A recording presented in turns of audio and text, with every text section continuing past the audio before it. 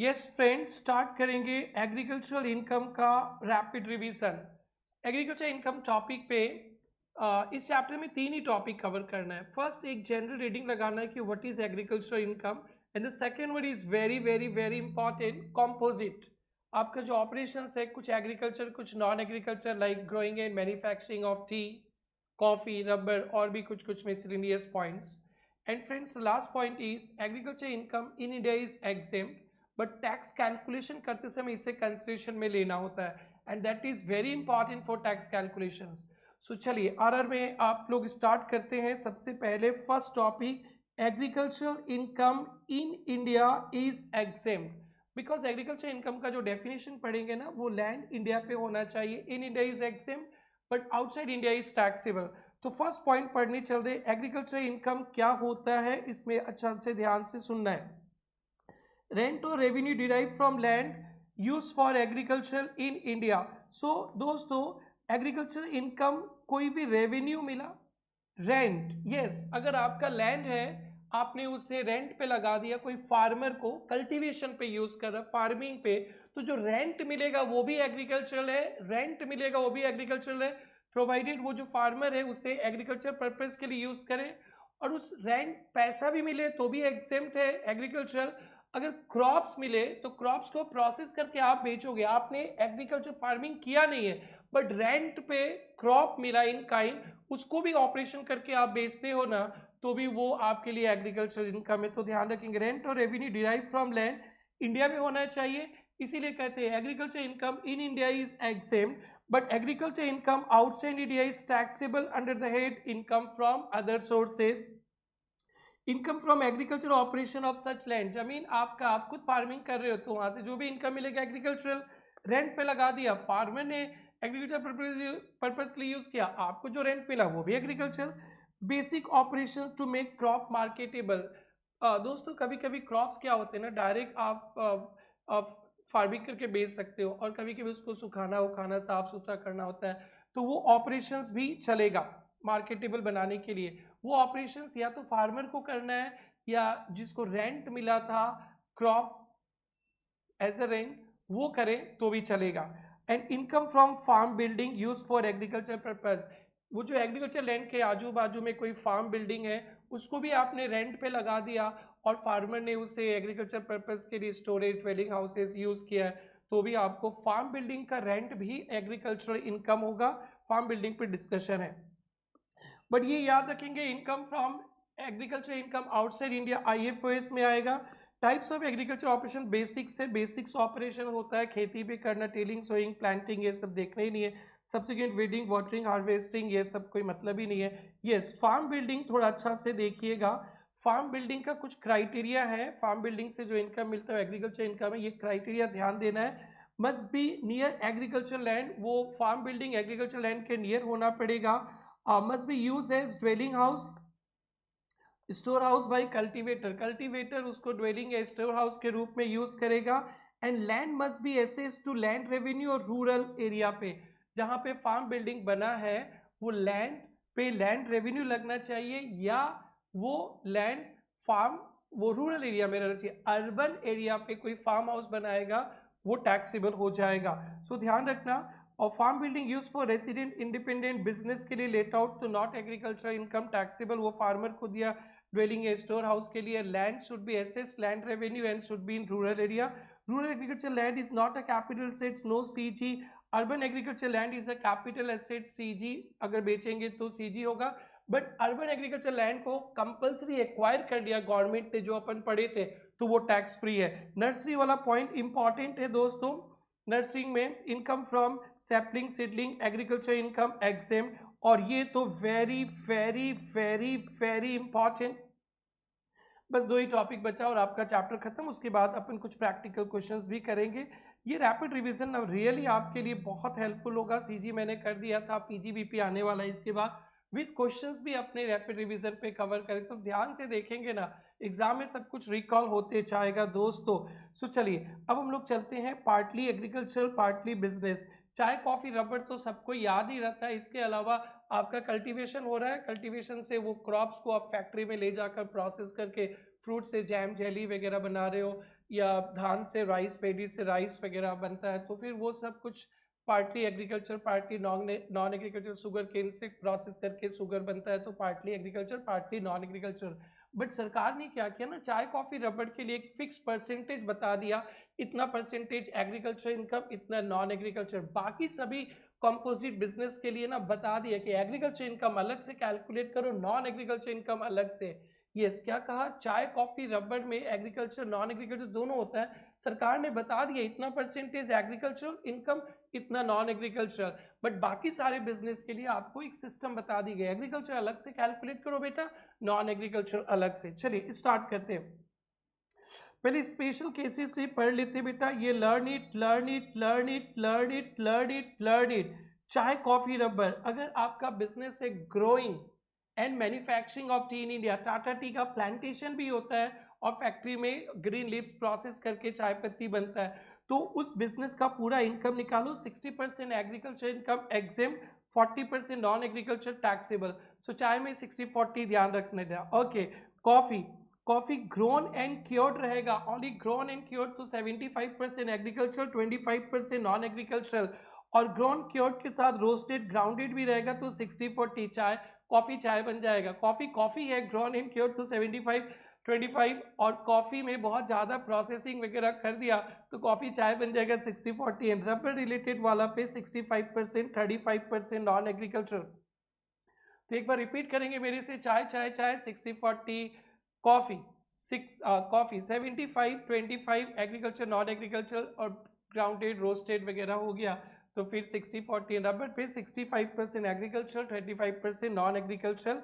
यहाँ पे आपको इनकम कैलकुलेट करना है। सो इनकम अगर पूरे चाय का, कॉफ़ी का, रबर का 1 लाख आया, तो फिर ये 1 लाख को 60 और 40 में 40% डिवाइड कर लेना है। बट बाकी सभी और कॉम्पोजिट रहेगा, फ्रूट से जैम जेली वगैरह बनाया है ना, तो वहाँ पे आपको सेपरेटली पहले से एग्रीकल्चर इनकम अलग, नॉन एग्रीकल्चर इनकम अलग कैलकुलेट करना पड़ेगा।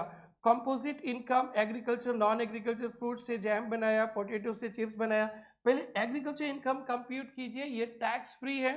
कैसे कैलकुलेट करेंगे, जो एग्रीकल्चर क्रॉप्स निकला है आपके ज़मीन से, जिसको फैक्ट्री में यूज़ किए, उसका fair market value minus cost of cultivation.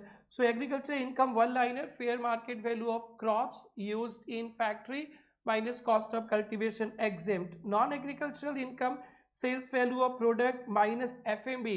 जिस क्रॉप्स को आपने अपने खेत से लेकर फैक्ट्री में डाला, एग्रीकल्चर के लिए FMB सेलिंग प्राइस और नॉन एग्रीकल्चर के उसी का FMB कॉस्ट हो जाएगा। And other non agriculture expenses, एक बात ध्यान देना, यहाँ पे cultivation expenses not allowed, cultivation expenses non agriculture income से माइनस नहीं होगा, एग्रीकल्चर इनकम से। इस पे डिस्कशन करेंगे। एंड द लास्ट पॉइंट दोस्तों, very very very important, agriculture income अगर 5000 से ज़्यादा है, ध्यान रखना, if your agriculture income is more than 5000 and other income exceeds basic exemption limit 2.5 lakh, 3 lakh, 5 lakh. Normal scheme में 2.5, सीनियर सिटीजन के लिए 3, वेरी सीनियर के लिए 5 लाख, and default स्कीम में 4 लाख से ज़्यादा। if your both the conditions satisfied, agriculture income exceeds 5,000, exceeds 5,000 होने से भी नहीं, and other income और बाकी का other income exceeds basic exemption limit, तो इनको कंबाइन करके टैक्स कैलकुलेट करना होता है। इसको प्रैक्टिस में भी रखा हूँ, question practice, practice, exam, exam, exam, अपने हाथों से लिख के नहीं जाओगे तो नहीं हो पाएगा। Agriculture income is use for this purpose only. Agricultural income कभी भी टोटल इनकम में प्लस नहीं होगा भाई, एग्रीकल्चर इनकम कभी टोटल इनकम में प्लस नहीं होगा गुड़िया। एग्रीकल्चर इनकम टैक्स लाइबिलिटीज के लिए कुछ एग्रीकल्चर इनकम के एग्जाम्पल, क्रॉप बेच के सबको पता है, compensation for crop damage, lease rent from agriculture land, non agricultural fishery, brick making, spontaneous growth, अपने आप जंगल झाड़ी हो गया आप उसको बेच दिए तो non agriculture, interest on agriculture rent non agriculture, bamboo wild grass, ये सब अपने आप जंगल उंगल हो गया तो non agriculture. But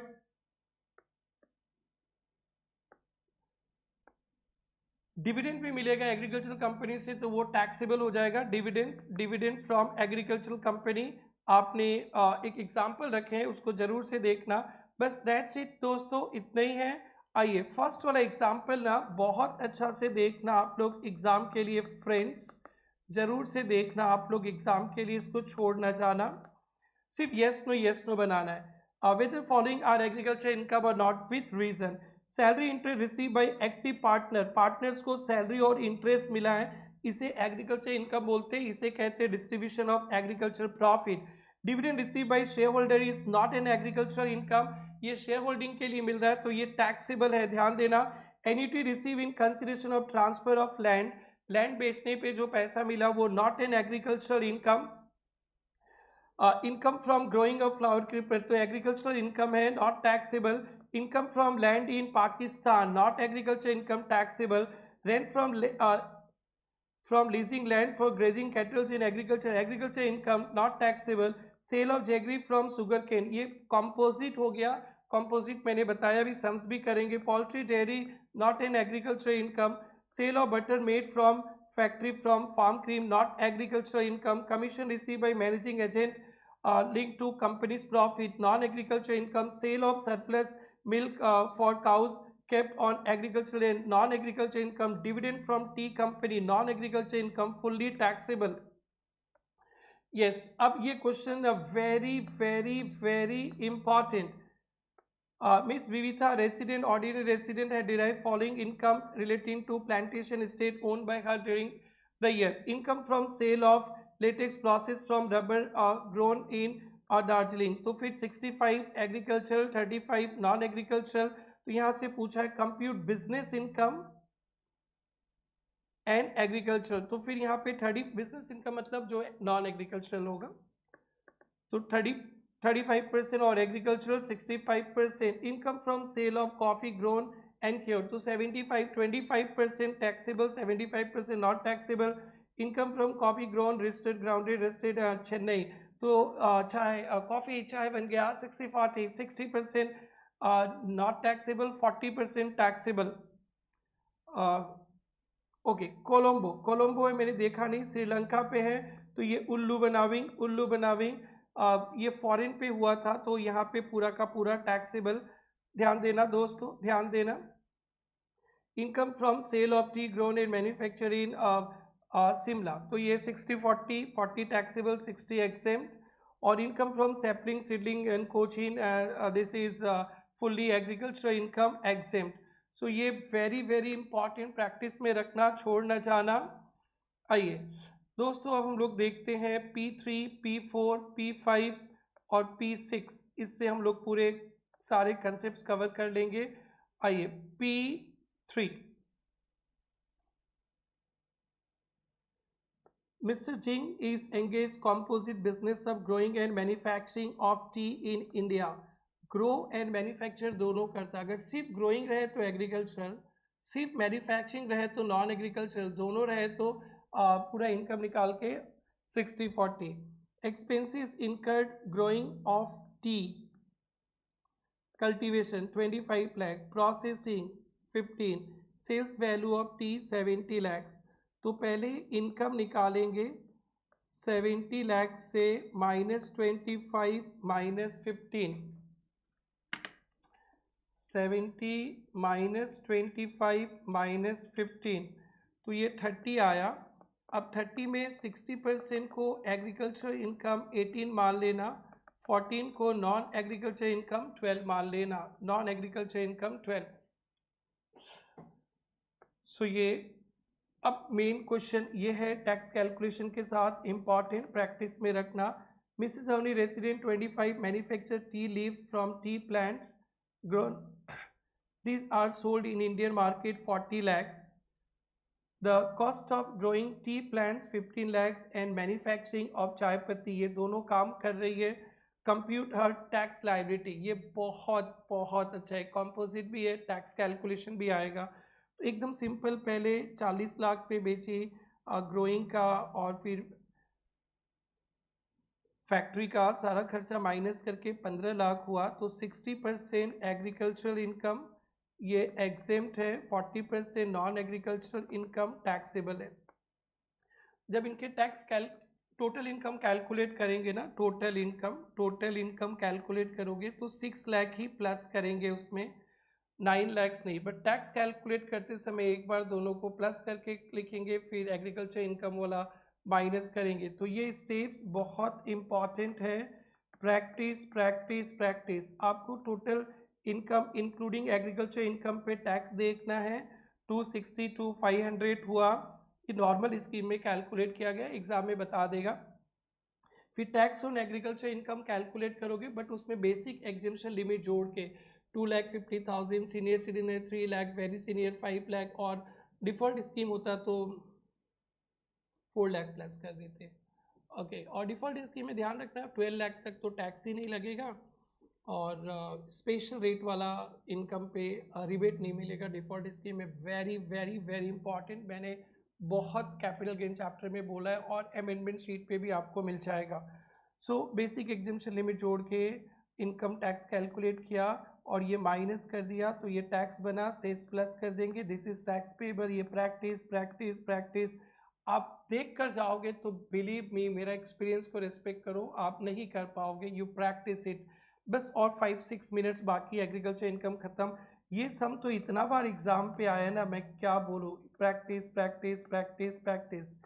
Changing engaged in composite business of growing and curing further process coffee in Kurd Karnataka whole is plantation is cured, तो फिर वही 75 25।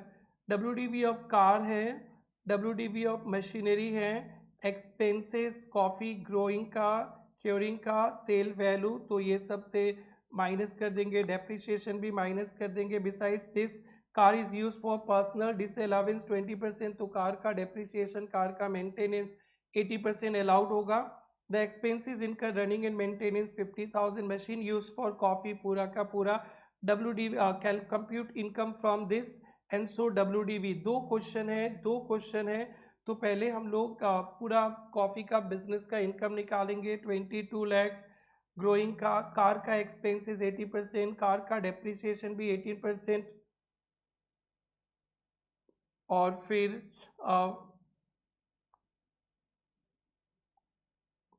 नॉन एग्रीकल्चरल वाला खर्चा भी माइनस करेंगे, डेप्रिसिएशन भी पूरा माइनस होगा, क्योंकि प्लांटिंग मशीन तो पूरा बिजनेस में यूज़ हुआ है।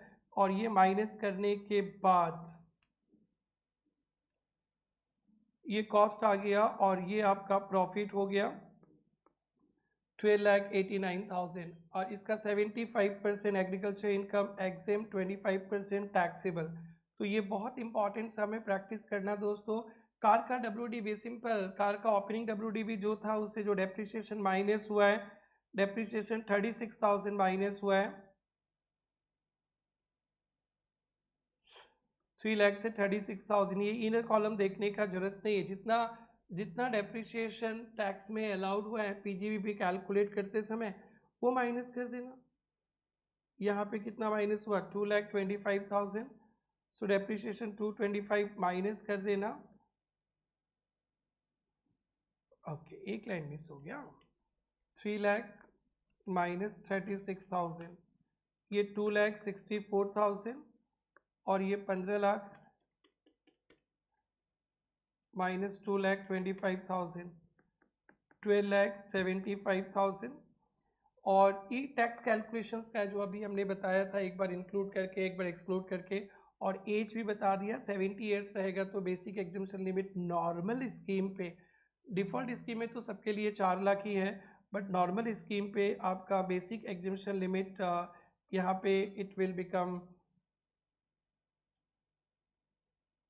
5 लैक्स 2,50,000 मिल जाएगा आपको।